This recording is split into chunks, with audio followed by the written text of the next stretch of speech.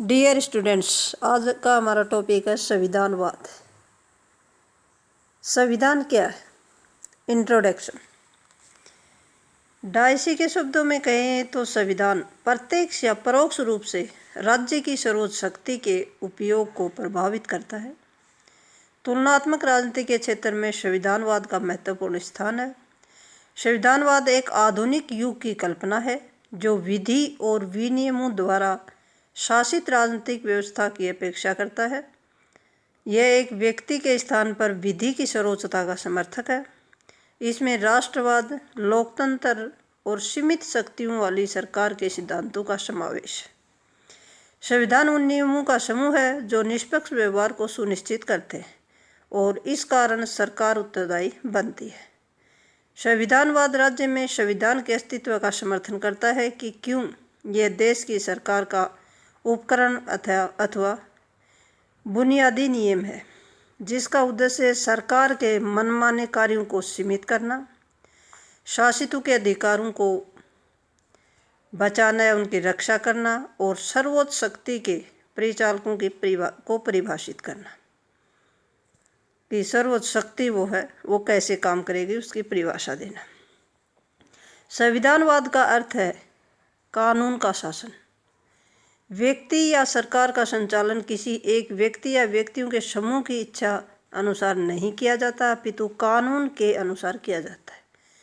Law is supreme, कानून के ऊपर कोई भी नहीं है। संवैधानिक राज्य का उदय आवश्यक रूप से एक ऐतिहासिक प्रक्रिया है जिसकी मुख्य सामग्री राजनीतिक संस्थाओं के इतिहास में मौजूद है और उसके साथ ये यूनानियों से लेकर आधुनिक लेखकों के राजनीतिक विचारों के इतिहास तक बिखरी पड़ी है। अतः संविधानवाद का इतिहास राजनीतिक संस्थाओं का इतिहास है जिन्हें सबसे पहले मूर्त रूप में प्राचीन ग्रीक और रोम की धरती पर लागू किया गया और इसके बाद इसका उदय मध्य युग और फिर आधुनिक युग में हुआ। संविधानवाद की उत्पत्ति और विकास एक ऐतिहासिक प्रक्रिया है और इस प्रक्रिया का हम अध्ययन करेंगे अनेक रूपों में कि कैसे उसका उदय हुआ, कैसे उसका विकास हुआ। तो संविधान का उदय और विकास कैसे हुआ? यूनानी संविधानवाद। संविधानवाद की दिशा में यूनानियों का प्रथम स्थान है जिनके जीवन की विशेषता राजनीतिक पृथकवाद थी।